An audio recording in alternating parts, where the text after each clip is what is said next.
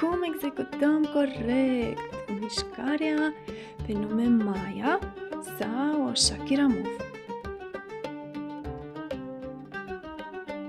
În primul rând, din ce se compune mișcarea Maya? 1.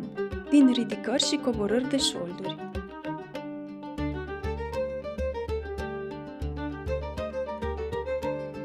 Și 2.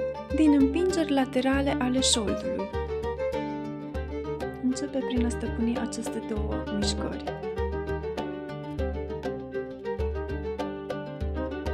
Cum îmbinăm cele două mișcări? Ridică șoldul, împinge șoldul pe ridicare, coboară șoldul pe împingere și apoi revină la centru. Ridică, împinge, coboară, revină la centru. La fel și pe partea stângă. Trebuie să faci pe ambele părți. Dacă unești cele 4 puncte, vei obține cercuri verticale de șold. La dreapta sau la stânga. Poți să te joci cum vrei tu.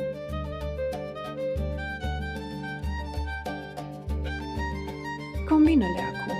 Fă un cerc la dreapta și un cerc la stânga, câte unul pe fiecare parte, și astfel ai creat un opt vertical de șold, de sus în jos. Se mai numește mișcarea Maya sau Shakira Move, dar desigur că ea este o mișcare veche de mii de ani. Ce să nu faci niciodată? Nu împinge din călcâi ținând genunchiul blocat, este absolut oribil. Întotdeauna folosește genunchii, controlează mișcarea. Dansul oriental este despre conștiință, despre control, despre eleganță, despre a simți. Poți să faci Maya, desigur, și sus pe releve, dar atunci rămâi sus pe releve și folosește genunchi. Sau, bineînțeles, cu talpa la sol, întotdeauna arată foarte bine. Nu da la nimereală, nu te arunca în mișcare. Rămâi calmă, elegantă, centrată.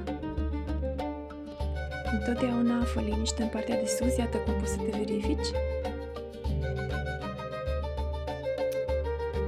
Lucrează controlat, indiferent că ești cu talpa la sol sau ai o tehnică mai avansată de clasic și vrei să fii sus pe releve,